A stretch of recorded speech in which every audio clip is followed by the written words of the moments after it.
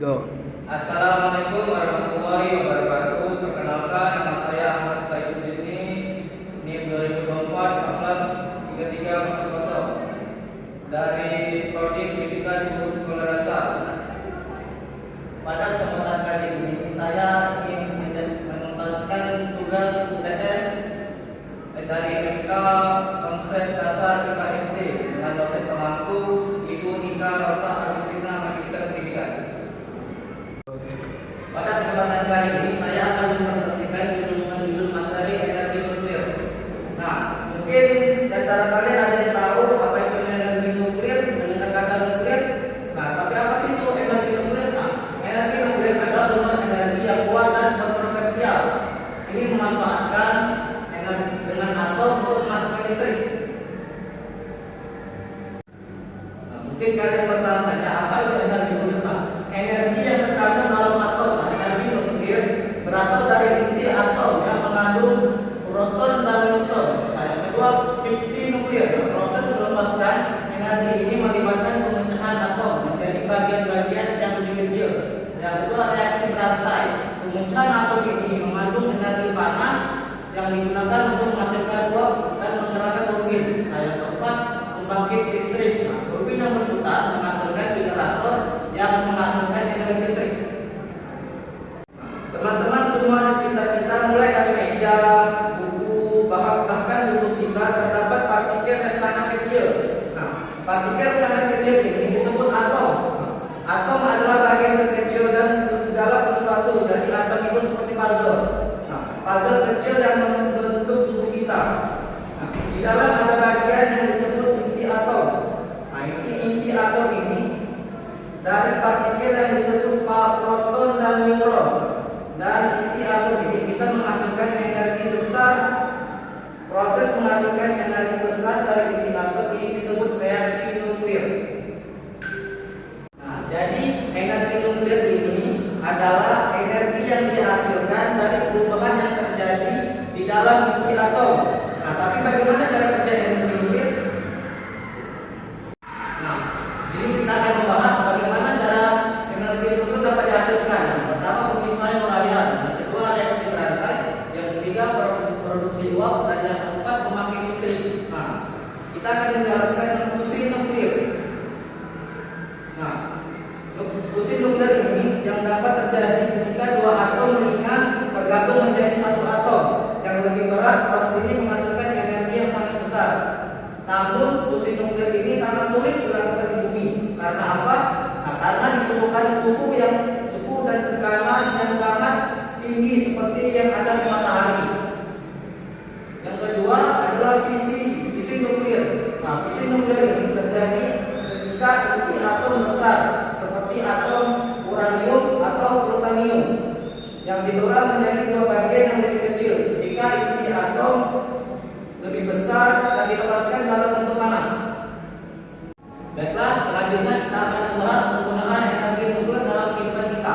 Nah, yang pertama, pembangkit listrik. Nah, kita sangat perlu pembangkit listrik karena kita bisa mencharger, tentunya pasti kita semua butuh pembangkit listrik. Nah, energi nuklir ini sumber energi yang efisien untuk membangkitkan pembangkit listrik skala besar. Nah, menghasilkan listrik yang dapat diandalkan untuk pengobatan. Di bidang medis, energi nuklir ini sangat dibutuhkan karena isotop radioaktif digunakan dalam pengobatan seperti terapi kanker dan diagnosis penyakit. Nah, yang ketiga, penelitian. Nah, penelitian energi nuklir ini sangat penting karena memainkan peran penting dalam penelitian ilmiah, terutama dalam bidang kedokteran dan pertanian dan industri. Teman-teman, energi nuklir ini sangat berguna dalam kehidupan kita. Terutama untuk menghasilkan listrik. Nah, ada yang tahu bagaimana caranya? Di berbagai negara ada pembangkit listrik tenaga nuklir yang menggunakan proses fisi nuklir untuk menghasilkan energi. Nah, di pembangkit listrik ini tenaga nuklir inti atom yang terbuat dari uranium dibelah dan panas yang dihasilkan dan digunakan untuk menggerakkan listrik. Nah, listrik ini dihasilkan kemudian bisa digunakan untuk menyalakan perangkat elektronik bahkan pabrik-pabrik besar. Nah, tapi bukan hanya itu, energi nuklir juga bisa digunakan dalam bidang medis. Energi nuklir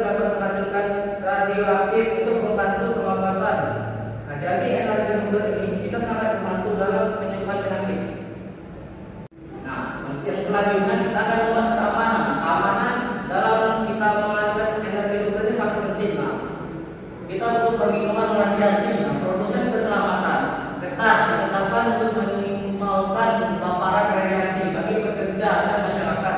Selanjutnya, penanganan limbah nuklir. Limbah nuklir ini sangat berbahaya. Kita harus menangannya dengan hati-hati untuk mencegah kontaminasi lingkungan. Dan selanjutnya, lingkungan keamanan. Lingkungan keamanan berlapis dirancang untuk mencegah kecelakaan nuklir dan minimalkan risiko. Nah, meski energi nuklir ini sangat berguna bagi kita, kita harus berhati-hati. Nah, teman-teman tahu mengapa? Karena jika tidak dikelola dengan baik, energi nuklir ini sangat berbahaya. Karena salah satu energi nuklir adalah radiasi. Apa itu radiasi? Nah, radiasi ini adalah ketika energi yang bisa merusak sel tubuh kita jika kita terpapar dalam jumlah yang besar. Oleh karena itu, kita harus minimalisir resiko energi nuklir dibangun untuk sangat berhati-hati. Nah, karena agar radiasi ini tidak keluar dan membahayakan manusia. Tapi tidak hanya radiasi itu, energi nuklir juga bisa menjadi tantangan besar karena bisa menimbulkan limbah nuklir. Nah, limbah nuklir ini sangat berbahaya karena dapat dihasilkan setelah radiasi nuklir.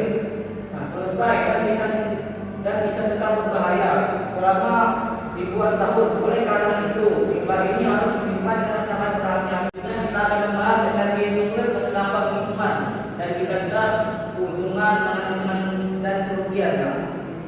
Dampak lingkungan energi nuklir ini adalah salah satunya limbah radioaktif. Nah, proses ini energi nuklir menghasilkan radioaktif yang berbahaya bagi kesehatan manusia dan lingkungan selama ribuan tahun. Energi ini berasal dari pabrik uranium, bahan bakar, reaktor bekas dan lainnya. Tidak hanya cara yang aman untuk membuang energi radioaktif ini.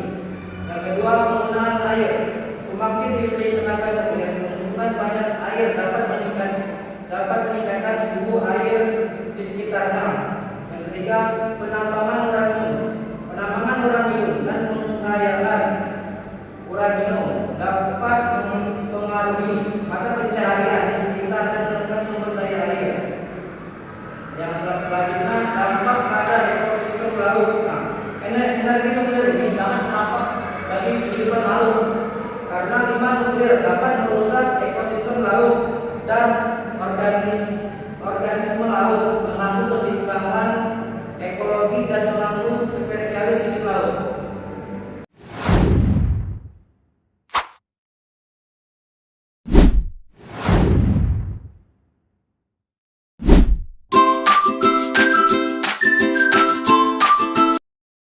Apa itu nuklir? Merujuk pada informasi yang ada, dapat disimpulkan bahwa nuklir adalah sebuah energi yang sangat-sangat luar biasa besarnya. Maka tidak heran jika energi nuklir sering dimanfaatkan kebutuhan militer untuk pembuatan senjata nuklir misalnya. Energi ini berasal dari inti atom. Maka dari itu sampai sini sebaiknya kita kenalan dulu dengan atom. Apa itu atom? Inilah peran utama dalam energi nuklir. Atom adalah dasar dari materi yang merupakan bagian paling kecil di dalam unsur kimia. Kalau kita rincikan, di dalam inti atom terdapat dua partikel subatom yang disebut proton dan neutron. Nah, proton memiliki muatan positif, sedangkan neutron tidak memiliki muatan atau netral. Sementara itu, di tengah ada satu lagi partikel subatom atau materi yang mengelilingi inti atom dalam orbital yang kita sebut elektron. Elektron memiliki muatan negatif yang seimbang dengan muatan positif dari proton di dalam inti atom tadi. Lalu, bagaimana cara membangkitkan energi nuklir? Atom bisa menghasilkan energi nuklir melalui berbagai proses dan sangat tergantung pada konteksnya. Yang pasti, atom akan bereaksi jika kamu tahu cara memanfaatkannya. Secara umum, hal yang bisa menghasilkan reaksi nuklir adalah memecahkan inti atom menjadi beberapa, dengan cara menembakkan neutron ke dalam inti atom target. Dalam fisika, ini disebut fisi nuklir. Proses ini bisa memicu pelepasan energi yang sangat besar sesuai rumus massa energi Einstein.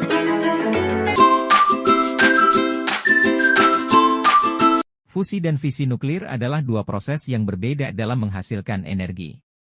Fisi nuklir melibatkan pemisahan inti atom berat seperti uranium atau plutonium menjadi inti yang lebih kecil, disertai pelepasan energi yang besar. Proses ini digunakan dalam reaktor nuklir dan bom atom. Sebaliknya, fusi nuklir menggabungkan dua inti atom ringan, seperti hidrogen, menjadi inti yang lebih berat, juga melepaskan energi besar. Fusi adalah proses yang terjadi di matahari dan bintang-bintang, dan memiliki potensi untuk digunakan dalam reaktor fusi masa depan untuk menghasilkan energi bersih dan hampir tidak terbatas. Dari manakah listrik yang kalian pakai berasal? Itu dari pembangkit listrik. Tapi bagaimanakah cara kerja pembangkit listrik? Pembangkit listrik terdapat berbagai jenis. Tetapi yang paling umum adalah pembangkit listrik tenaga air, salah satu sumber energi terbarukan yang sangat penting dalam menyediakan listrik bagi banyak orang. Mari kita jelajahi lebih dalam tentang bagaimana pembangkit listrik tenaga air bekerja. Proses dimulai dengan pembangunan pendam atau waduk di sungai atau aliran air besar. Pendam ini bertujuan untuk menahan air dan membentuk reservoir besar di belakangnya. Air dari reservoir dibebaskan melalui pintu air yang dapat dikendalikan. Ketika pintu air terbuka, air mengalir ke bawah dengan tekanan gravitasi yang tinggi. Air yang mengalir ke bawah menggerakkan turbin yang terhubung ke poros generator. Turbin ini berputar akibat tekanan air yang mengalir, mengubah energi kinetik air menjadi energi mekanik. Poros turbin terhubung ke generator listrik, yang mengubah energi mekanik dari turbin menjadi energi listrik. Ini dilakukan melalui prinsip induksi elektromagnetik. Induksi elektromagnetik adalah fenomena di mana perubahan medan magnetik yang melintasi konduktor menghasilkan arus listrik dalam konduktor tersebut. Prinsip ini ditemukan oleh ilmuwan Inggris bernama Michael Faraday pada tahun 1831. Lalu, listrik yang dihasilkan oleh generator dialirkan melalui jaringan listrik untuk didistribusikan ke rumah-rumah, bisnis, dan fasilitas lainnya di sekitarnya. Inti atom sekecil ini bisa menghasilkan kekuatan yang sangat besar. Di dalam inti atom terdapat dua jenis partikel, yaitu proton dan neutron. Proton bermuatan positif, sedangkan neutron tidak bermuatan.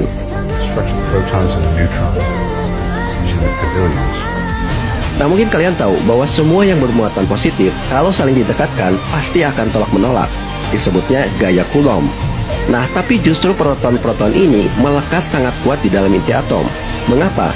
Karena mereka ditahan oleh sebuah gaya yang disebut strong force. Disebut strong force karena gaya inilah yang paling kuat di alam semesta, menurut para ilmuwan. Strong force lah yang menyebabkan proton dan neutron terikat kuat di dalam inti atom seperti dilem. Nah, tapi ada satu kelemahan strong force. Dia hanya berlaku untuk jarak yang sangat pendek. Artinya, ketika proton dan neutron ini bertambah banyak di dalam inti atom, gaya ikatnya semakin lemah, yang membuat atomnya menjadi tidak stabil.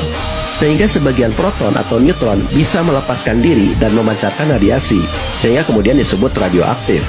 Contohnya uranium. Uranium memiliki 92 proton dan 146 neutron. Dengan jumlah proton dan neutron sebanyak itu, uranium bersifat radioaktif. Nah, awalnya para ilmuwan mengira bahwa pelepasan proton dan neutron ini hanya terjadi secara alami melalui proses radioaktif. Sampai ketika Otto Hahn bereksperimen dengan uranium. Dia membombardir uranium dengan neutron. Hasilnya adalah inti uranium terpecah menjadi dua inti atom yang berbeda, disertai pelepasan beberapa neutron. Fenomena ini kemudian disebut fisi. Germans have split the nucleus of the atom. I didn't believe it at first, but that bastard Hahn, yeah, he did it. Bagian mengejutkannya adalah proses fisi ini melepaskan energi yang sangat besar kalau dihitung menggunakan rumus Einstein E sama dengan mc². Di dalam rumus ini ada huruf M dan huruf C. M adalah massa, sedangkan C adalah kecepatan cahaya. Yang perlu kalian perhatikan adalah C-nya. Kecepatan cahaya itu 300.000 km per detik. Tidak ada benda di dunia ini yang secepat cahaya, kecuali massa diubah seluruhnya menjadi cahaya atau energi. Nah, karena dalam proses fusi, sebagian massa atomnya hilang dan berubah menjadi energi, maka massa yang hilang itu harus dikali dengan kecepatan cahaya dan dikuadratkan. Hasilnya adalah energi yang sangat besar. You discovered that decades ago, energy equals mass times the speed of light squared. The equation E is equal mc square showed that very small amount of mass may be converted into a very large amount of energy. Ditambah neutron tadi yang dilepaskan juga akan menabrak atom-atom yang lain, sehingga atom-atom yang lain juga terpecah, sehingga terjadilah reaksi berantai yang melipat gandakan energi yang besar tadi. Inilah yang membuat Leo Szilard dan Einstein ketakutan bahwa visi yang ditemukan Otto Hahn ini akan digunakan Jerman untuk membuat bom. Sehingga Einstein mengirim surat kepada Presiden Roosevelt agar Amerika membuat bom duluan sebelum Jerman. Maka dijalankanlah Manhattan Project, proyek pembuatan bom atom yang dipimpin oleh Oppenheimer. Nah, tapi ada hal menarik selama pembuatan bom atom ini. Kalau kalian nonton Oppenheimer, ada seorang ilmuwan yang namanya Edward Teller. Nah, di sini kalian harus tahu bahwa kalau Oppenheimer disebut sebagai bapaknya bom atom, maka Edward Teller adalah bapaknya bom hidrogen, karena dialah yang nantinya menciptakan bom hidrogen. Bom hidrogen ini sebenarnya sudah diusulkan Edward Teller saat Oppenheimer merancang bom atom. I had an opportunity to propose the hydrogen bomb, the design that we had at that time. Namun pada saat itu Oppenheimer menolak karena bom hidrogen itu terlalu rumit untuk dibuat. Jadi kesimpulan yang bisa kita ambil dalam materi energi nuklir ini, nah energi nuklir menawarkan potensi besar untuk menyediakan energi yang dapat diandalkan dan rendah karbon.